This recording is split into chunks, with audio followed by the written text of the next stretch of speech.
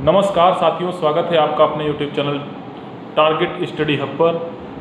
क्या रहा, कैसे रहा दिन भर का वो घटनाक्रम, कितना परीक्षाएं कैंसिल हुई और प्रतियोगियों के लिए क्या उत्तर प्रदेश ही, हर प्रदेश, चाहे वो बिहार हो, चाहे वो हिमाचल प्रदेश हो, चाहे वो हरियाणा PSC हो, चाहे वो मध्य प्रदेश हो, हर एक राज्य में युवाओं के लिए वैसे ही जो है एक वातावरण बना हुआ है, जैसे कि मतलब क्या कहा जाए, जैसे दिनहीन के रूप में सब कुछ चल रहा है।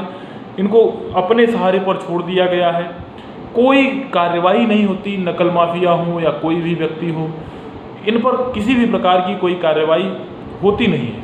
अगर होती तो निश्चित तौर पर ये नेक्सस धीरे धीरे टूटता और जो एक वास्तव में ऐसे अभ्यर्थी जो मेहनत करके कुछ करना चाहते हैं, समाज के लिए कुछ करना चाहते हैं, अपने देश के लिए कुछ करना चाहते हैं, उनको संबल मिलता।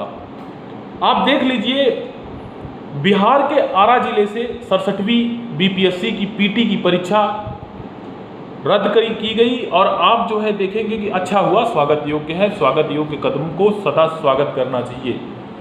कम से कम PT की परीक्षा रद्द तो हुई। अगर ना हुई होती तो पेपर कहां कहां किस किस तक पहुंचा था कौन जानता है। Uttar Pradesh police sub inspector भर्ती, नित नए अभ्यर्थी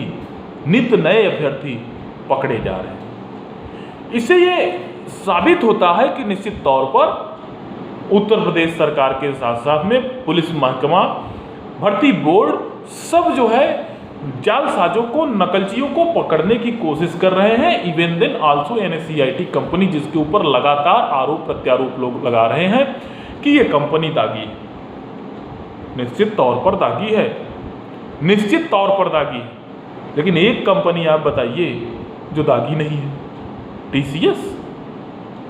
अरे भाई, मैं आपको याद दिलाना चाहता हूं, जब नई लोकसभा का गठन हुआ था 2014 का, एक NTPC जो ऑफलाइन होनी थी, उसको आते ही नरेंद्र मोदी जी की सरकार ने, तत्कालीन रेल मंत्री ने उसको आदेश दिया और वो वैकेंसी जो आई वो पूरी की पूरी जो है ऑनलाइन CBT मोड में आई।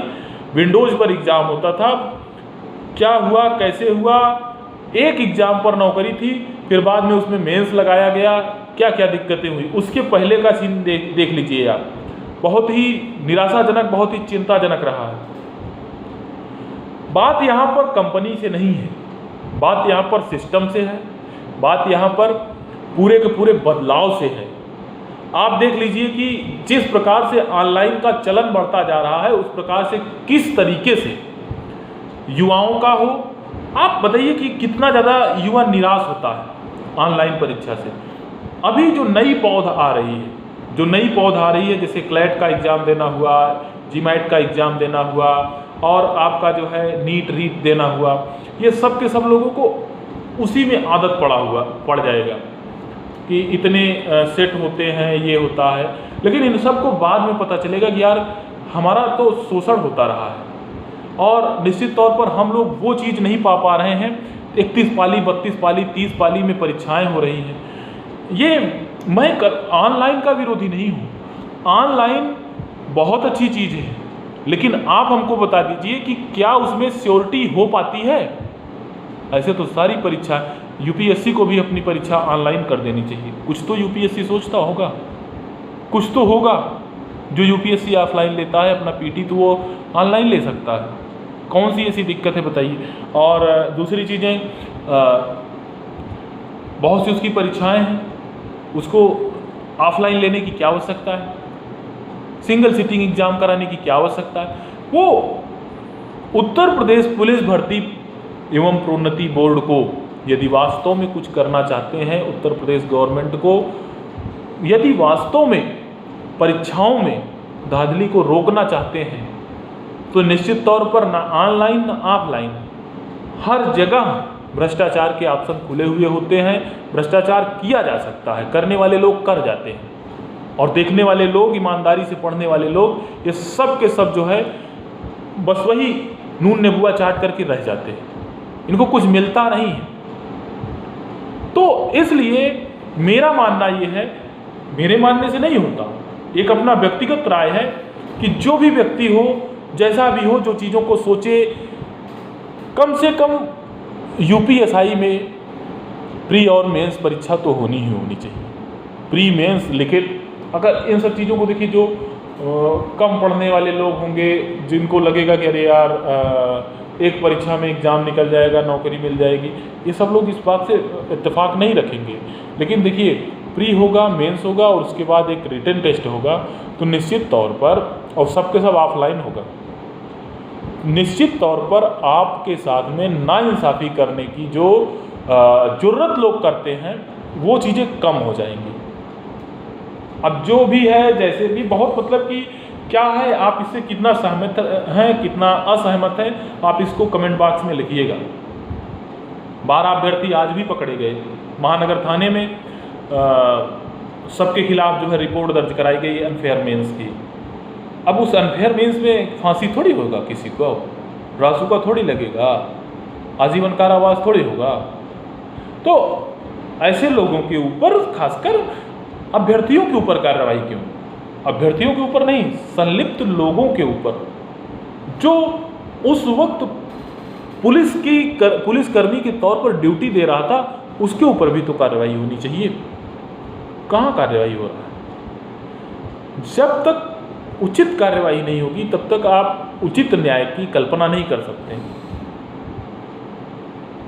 अब जो लोग धरना प्रदर्शन कर रहे हैं, जो लोग ये सोचते हैं कि एग्ज़ाम फिर से हो जाएगा, देखिए, एग्ज़ाम फिर से होना ना होना ये बात की बातें हैं। सरकार चाहेगी तो करेगी, सरकार चाहेगी तो नहीं करेगी। आपने देखा होगा किस प्रकार से यूपी SSSC BDO की परीक्षा को सरकार ने ही संज्ञान में लिया और उसको जो है रद्द कर दिया।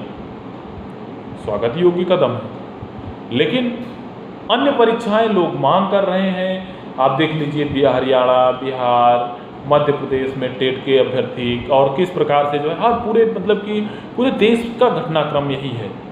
उत्तर प्रदेश में आप लगातार देख रहे हैं, विसंगतियों का दौर लगातार चल रहा है। इन सारी चीज़ों का एक एंड होना चाहिए निश्चित तौर पर। अभ्यर्थियों के हित में वो अभ्यर्थी जो लगातार दिन रात पढ़ाई कर रहे हैं और उनको कुछ न कुछ जो है बनने का जो जोश है, जुनून है, वो मरने ना पाए, इसके लिए कुछ न कुछ सरकार को करना चाहिए। अदरवाइज देश कहाँ जा रहा है, प्रदेश कहाँ जा रहा है, कानून व्यवस्था हाँफ रहा है। कानून व्यवस्था निश्चित तौर पर नकल माफियाओं के आगे झुक रहा है, अपने घुटने टेक रहा है। इसके लिए कम से कम नकल माफियाओं पर नकेल कसेंगे तो ही उस पर कुछ न कुछ राहत हो सकती है, अदरवाइज बड़ा मुश्किल है। बहुत बहुत धन्यवाद आपको। जैसा भी होगा आप कमेंट बॉक्स में लिखिएगा। बहुत बहुत धन्यवाद।